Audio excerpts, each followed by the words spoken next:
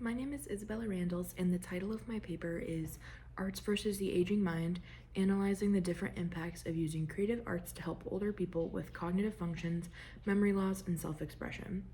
So for just a little bit of a broad overview, for this study, I wanted to look further into the idea that using creative arts can immensely impact different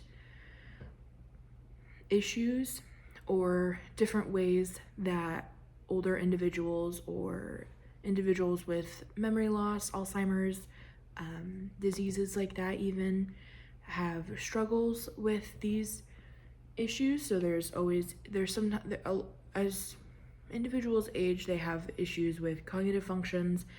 Sometimes there's memory loss, even if they don't have diseases like Alzheimer's or dementia, and they have a loss of being able to express themselves openly. So I wanted to dive further into that for this study because it was something that I was interested in when I was picking a prompt. I've always loved old people, and I also love the arts. So this was just something that I have seen firsthand, how beneficial it can be for older individuals to have these platforms or to have to be a part of these classes, and how beneficial it can be for all three of these ideas that I picked. I would say the people that benefit are maybe business owners of care facilities or retirement homes, and even another large portion that would benefit from this research is people who care for their relative who is older and are looking for things to add into their daily regimen, or things that would be important for them to know while they're taking care of another older individual. For previous work in this area, there has been a lot of work. This is a very important topic that a lot of people have focused on or have done projects or research on, as it's older generations are a big part of everyone's lives. There were many research papers I found surrounding these topics, as well as just overall information. I found videos talking about it. There were even some TED Talks. There's a lot of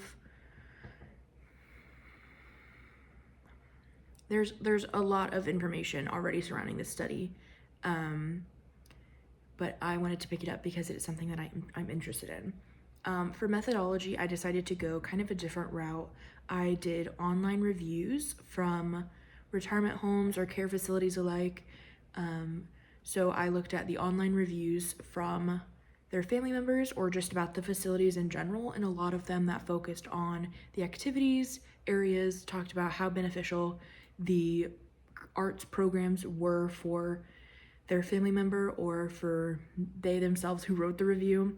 And then I also looked at the spoken videos that I had talked about previously, where it was kind of more of the scientific reasons behind how beneficial it can be for these three things. So they talked about how it doesn't ultimately get rid of the memory loss or the fight or Alzheimer's diseases, but it will kind of help push back against the symptoms of memory loss. And then for cognitive functions, it kind of finds a place for their brain to focus on and have something that keeps them working and their brain moving. And then for self-expression, of course, it just is a way for them to find something to pour themselves into and find a way to express themselves in a way that they can't do verbally.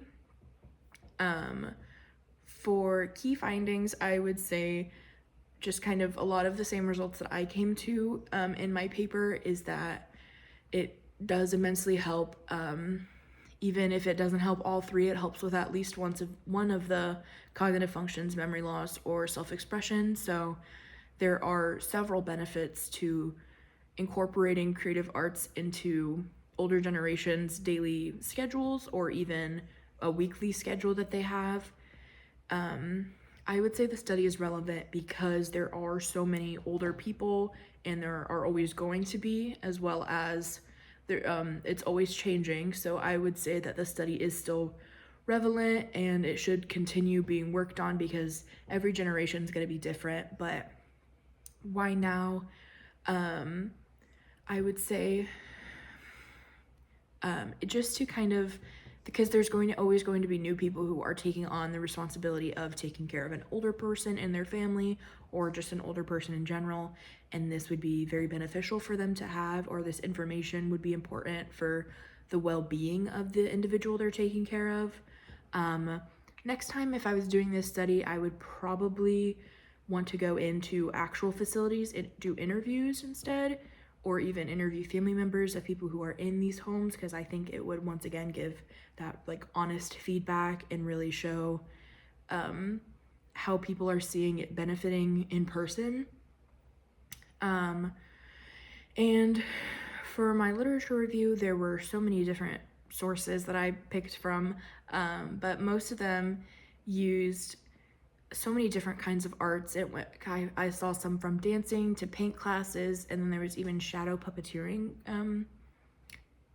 times, and it just shows that there are so many different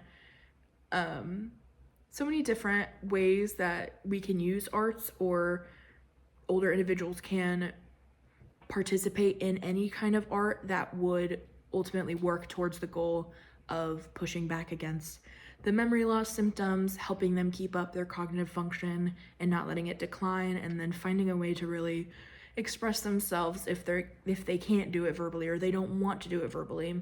And this just kind of was my paper in a nutshell, as I really just wanted to focus on how beneficial it can truly be for older individuals and how much it helps them to really incorporate this into their lives.